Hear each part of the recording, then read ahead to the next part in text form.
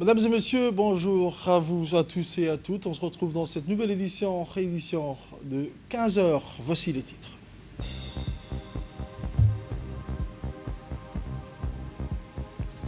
Le président de la République inaugure le premier département de chirurgie cardiaque à Djibouti.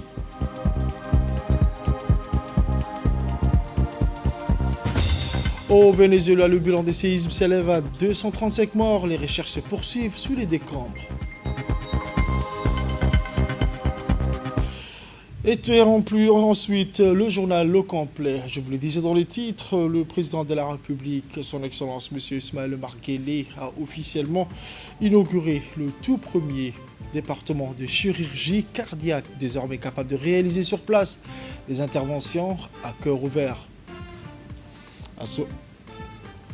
À son arrivée, le chef de l'État a été chaleureusement accueilli par le chef d'état-major général des forces armées djiboutiennes, le général de corps d'armée, général Zakaria Cheikh Ibrahim, ainsi que par le médecin-colonel-major Madiane Mohamed Saïd, directeur général de l'hôpital militaire soudanais.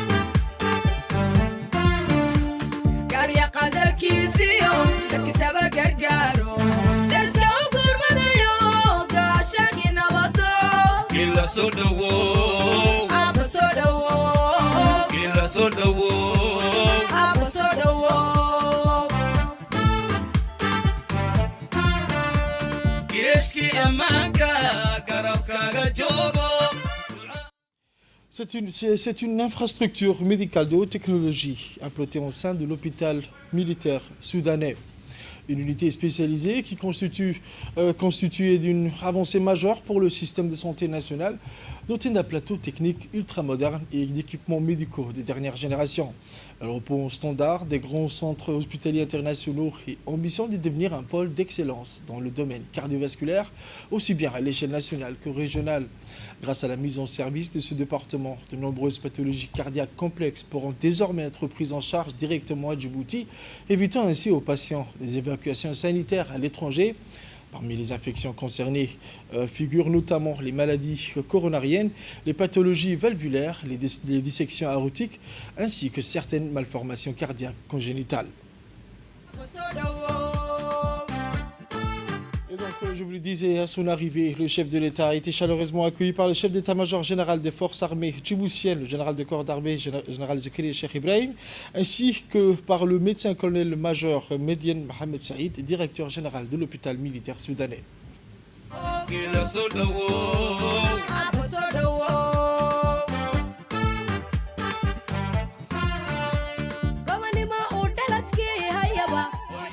Grâce à la performance des équipements chirurgicaux de dernière génération et un dispositif rigoureux de suivi post-opératoire, les deux premières opérations programmées se sont déroulées avec succès, marquant une étape historique dans l'évolution de la médecine spécialisée à Djibouti. L'ouverture de ce département ouvre ainsi une nouvelle ère pour le développement de la chirurgie cardiaque dans le pays et traduit la volonté des autorités de renforcer l'offre de soins spécialisés et de garantir aux citoyens un accès à une prise en charge cardiovasculaire de haut niveau conforme aux normes internationales.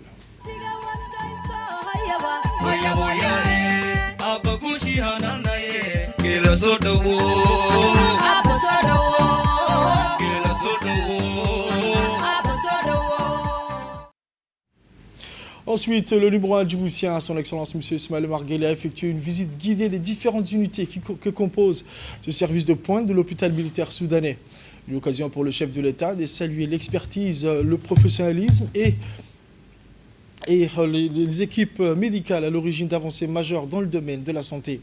Au cours de cette visite, le président de la République a découvert un parcours de soins moderne doté d'équipements de dernière génération répondant aux standards internationaux les plus exigeants. Désormais pleinement opérationnel, le premier département de chirurgie cardiaque du pays s'est déjà illustré par une prouesse médicale historique. Les équipements spécialisés ont en effet réalisé avec succès les 2 premières opérations de chirurgie cardiaque à cœur ouvert jamais pratiquées à Djibouti.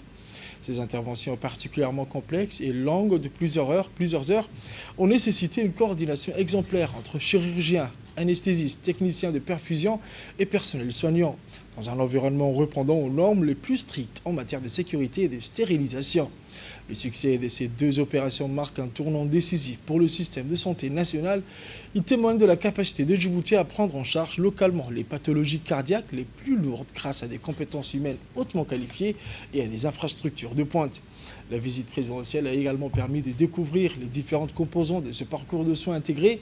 Le département dispose de 2 blocs opératoires spécialement conçus pour les interventions cardiaques complexes. Il comprend également une unité de soins intensifs des chirurgies cardiaques dédiée à la surveillance rapprochée des patients durant les premières heures suivant l'opération, une phase déterminante pour leur rétablissement. Une fois leur état stabilisé, les patients sont transférés vers une unité d'hospitalisation moderne offrant toutes les conditions nécessaires à une convalescence, mais aussi à une rééducation optimale. Grâce à cette infrastructure complète couvrant l'ensemble du parcours de soins, de l'intervention chirurgicale jusqu'au retour à domicile, les patients djiboutiens peuvent désormais bénéficier sur le territoire national d'une prise en charge spécialisée de haut niveau, sans avoir recours à une évacuation sanitaire à l'étranger. Une avancée majeure qui renforce davantage la souveraineté sanitaire dans notre pays bien-aimé.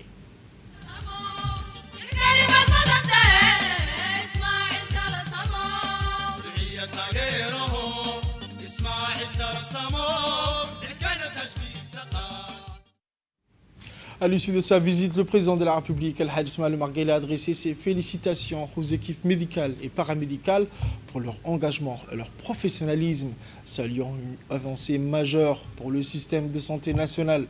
Le chef de l'État les a encouragés à poursuivre leurs efforts, à maintenir ce niveau d'excellence et à continuer d'innover afin de faire de ce département un véritable pôle de référence dans la prise en charge des pathologies cardiaques. Une équipe spécialisée désormais en mesure d'assurer des interventions complexes sur place. Voici le témoignage d'un cardio-chirurgien. Je me présente, je suis le médecin capitaine Amir Aden Ali, chirurgien cardiaque exerçant à l'hôpital militaire de Djibouti. Je suis issu de la faculté de médecine, la première promotion de Djibouti. Aujourd'hui, c'est un honneur, c'est une chance d'avoir le président, son excellence, le président M. Ismaël Omar Guelleh, de nous avoir fait l'immense honneur de nous avoir rendu visite. Et aussi une immense fierté d'avoir pu réaliser la première opération, la première chirurgie à cœur ouvert à Djibouti. C'est une première au niveau national et même au niveau régional. Nous avons un service qui est complet.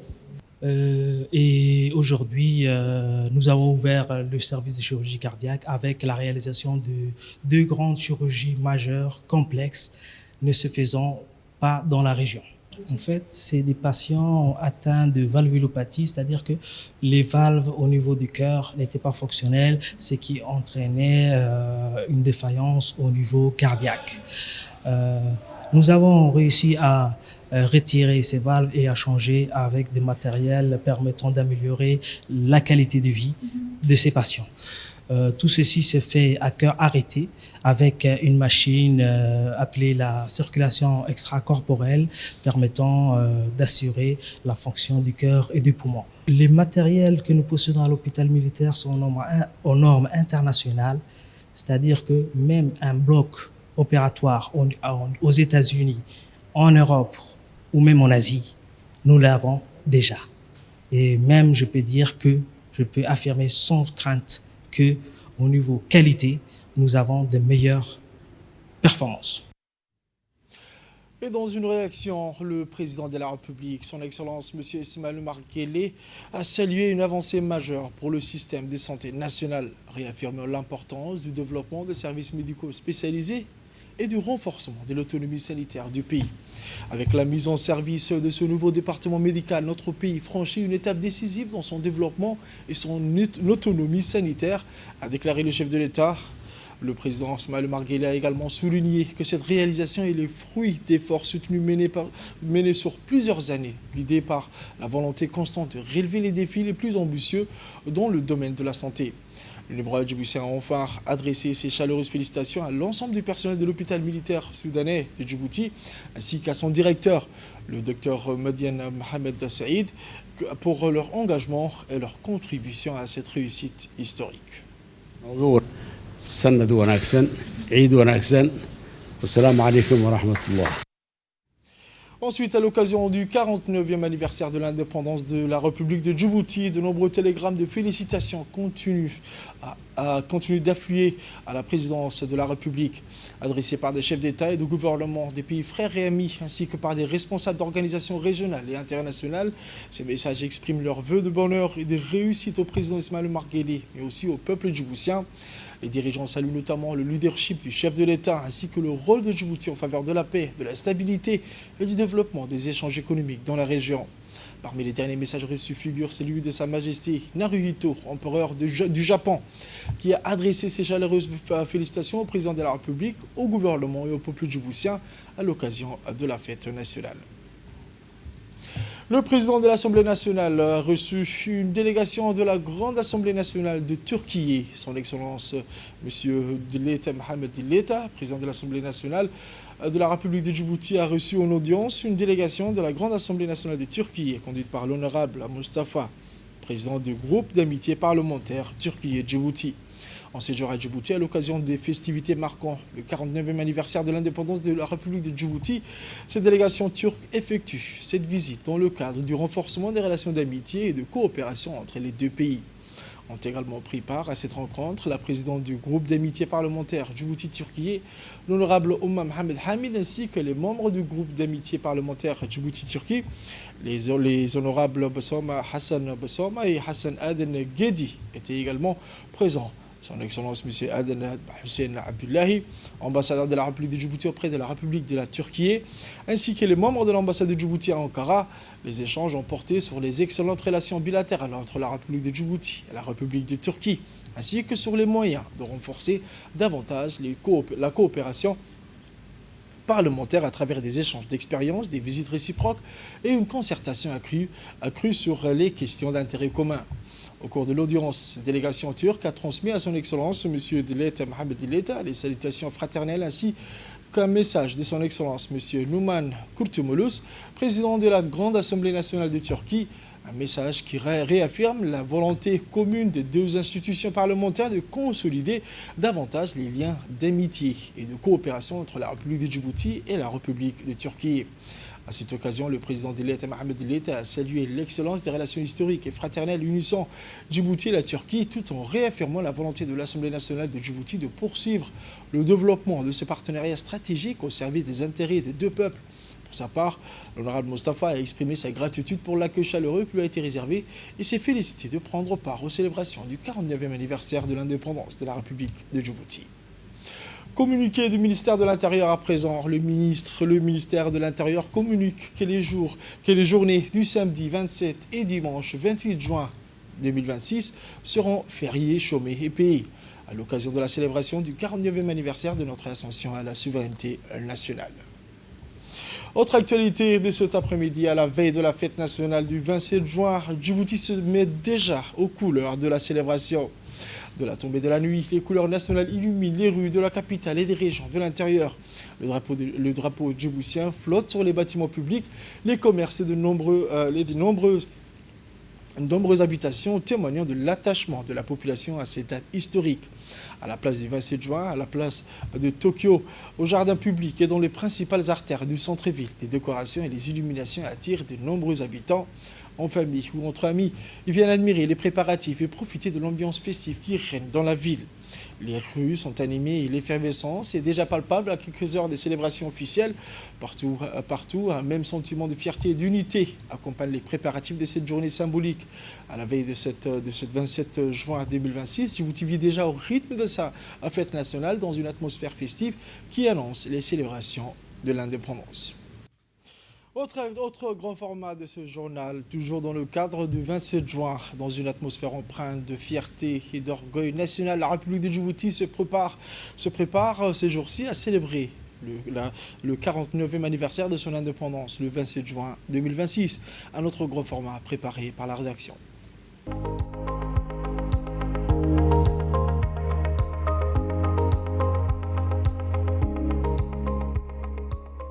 Dans une atmosphère empreinte de fierté et d'orgueil national, la République de Djibouti se prépare ces jours-ci à célébrer le 49e anniversaire de son indépendance, le 27 juin 2026.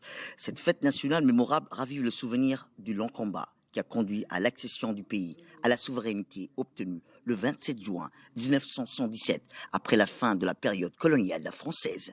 Des activités intensives sont organisées dans différentes régions du pays, parallèlement aux cérémonies officielles qui mettent en lumière les acquis de l'État et rendent hommage aux figures emblématiques de la lutte pour l'indépendance. Cette commémoration est également l'occasion de rappeler les sacrifices des pères fondateurs, des militants qui ont consenti d'importants efforts pour la liberté et la souveraineté nationale. Elle constitue enfin un moment privilégié pour renforcer l'esprit d'unité nationale, consolider le sentiment d'appartenance chez les jeunes générations et réaffirmer la poursuite du processus de développement de la construction nationale que connaît le pays dans divers domaines.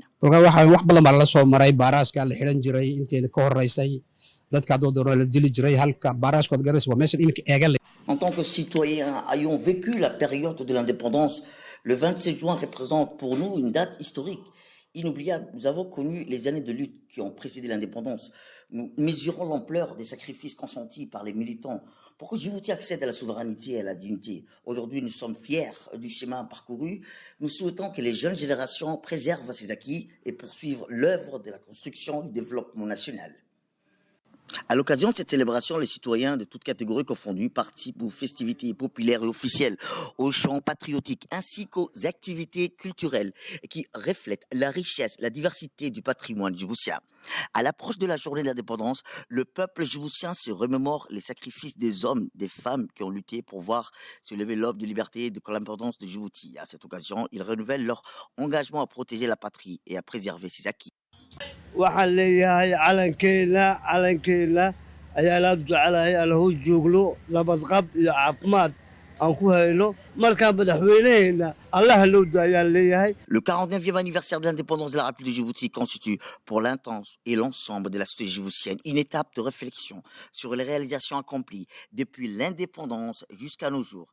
Il présente et représente également une occasion de renforcer l'esprit de citoyenneté et de participation à la construction de la nation. Comme on le sait, l'accession à l'indépendance n'a pas été un cadeau offert à Djibouti, mais le fruit de longues années de patience, de lutte constituant un message transmis aux générations successives afin de renforcer l'attachement à l'unité nationale et à travailler pour un avenir plus radieux pour Djibouti. La commémoration de l'indépendance demeure une occasion précieuse pour tous les Djiboutiens qui puissent les valeurs de sacrifice, d'unité et de cohésion nationale. Elle permet de raviver la mémoire d'un peuple qui ont construit leur histoire par leur volonté, leur détermination, en aspirant à un avenir plus prospère et plus stable. Le 27 juin est une date fruit d'une lutte acharnée, d'un combat soutenu pour la liberté et la dignité. Ce jour-là, les Djiboutiens, par leur détermination et leur unité, ont mis fin à la domination coloniale et ont accédé à leur indépendance. Direction le nord à présent, où la région de Tadjoura a accueilli le 26 juin 2026 une importante cérémonie présidée par le ministre de l'Agriculture, de l'Élevage, de l'Eau et des Ressources halieutiques, qui a été accueillie par le préfet M. Mohamed Abbas et le président du conseil parlementaire de la région. Placé sous le signe de la solidarité nationale et de la résilience des communautés rurales, le ministre a tenu une réunion à la préfecture, une étape importante dans la mise en œuvre de la politique nationale de développement rural et de soutien au secteur agropastoral. Cette journée sera consacrée à la présentation officielle de la nouvelle base logistique régionale ainsi qu'au lancement d'une vaste opération de distribution d'aliments pour bétail au profit des éleveurs de la région. Après la réunion, le ministre a lancé officiellement une lancée officielle d'une vaste opération de distribution d'aliments pour bétail au profit des éleveurs de la région ainsi que par la présentation de la nouvelle base logistique régionale. Rappelant que le ministère a appelé à jouer un rôle central dans l'accompagnement du développement rural dans une atmosphère empreinte de convivialité et de mobilisation communautaire. Plusieurs centaines de personnes se sont réunies pour assister à une cérémonie revêtant d'une importance capitale et particulière pour la population rurale de cette région. Aux côtés de son Excellence M. Redouane Abdoulaye Padone, le ministre de la Culture était présent, le président du conseil régional de Tadjoura, le préfet de la région, les députés de la région, les élus locaux, les notables, les chefs coutumiers ainsi que de nombreux bénéficiaires venus des différentes localités concernées. Cette cérémonie s'inscrivait dans le cadre des mesures dédiées par le gouvernement pour soutenir les communautés pastoraux affectées par les conséquences de la sécheresse qui a frappé le pays au cours de l'année 2025. Cette crise climatique avait entraîné une dégradation significative des pâturages, une raréfaction des ressources hydriques et une pression accrue sur les moyens de subsistance de nombreuses familles vivant essentiellement de l'élevage. Face à cette situation, le président de la République avait instruit le gouvernement de mettre en œuvre des mesures d'urgence destinées à renforcer la résilience des populations rurales et à préserver le potentiel productif du secteur pastoral. Sport à présent, le secrétaire d'État chargé de sport, son Excellence Madame Fatouma Ali Abdallah, a reçu hier matin les deux jeunes athlètes djiboutiens récemment sacrés médaillés d'or aux Jeux arabes lors d'une cérémonie de félicitations organisée en leur honneur. Cette rencontre s'est déroulée en présence du président de la Fédération djiboutienne d'athlétisme, M. Saïd Ismail Hassan, accompagné des membres de son comité exécutif, du secrétaire général du CNOSD, M. Faisal Abdurrahman, du directeur général de l'ANPS, M. Mohamed Omar Ali, du directeur des sports, M. Abshir Ali Hassan, du directeur des régions, M. Omar, ainsi que de responsables de la communication. À cette occasion, le secrétaire d'État chargé des sports a chaleureusement félicité les deux champions pour leur performance remarquable et leur parcours exemplaire. Elle a salué leur détermination et leur engagement, soulignant qu'ils ont porté haut les couleurs nationales et fait rayonner le drapeau djiboutien sur la scène sportive arabe. Au signe de reconnaissance et d'encouragement, la secrétaire d'État chargée au sport leur a remis une enveloppe symbolique tout en réaffirmant le soutien constant des plus hautes autorités du pays à la jeunesse sportive. Pour rappel, ces deux jeunes talents sont issus de l'école sport-études d'Ali Sabié, véritable pépinière du champion mis en place sous l'impulsion du président de la République. Cette structure continue de démontrer son efficacité dans la formation. La secrétaire d'État chargée de sport a enfin souhaité plein succès à ces jeunes athlètes qui poursuivent leur ascension et qui représenteront prochainement Djibouti aux Jeux Olympiques de la jeunesse de Dakar, une nouvelle étape majeure dans leur prometteuse carrière sportive.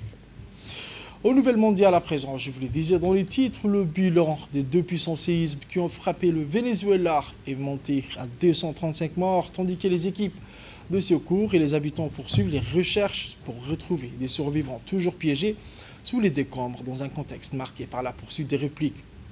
Le premier séisme d'une magnitude de 7,2 a été suivi 39 secondes plus tard par une seconde secousse de 7,5 selon l'Institut des études géologiques des États-Unis. Une trentaine de répliques ont ensuite été enregistrées. Il s'agit du plus puissant événement sismique ayant touché le pays depuis plus d'un siècle.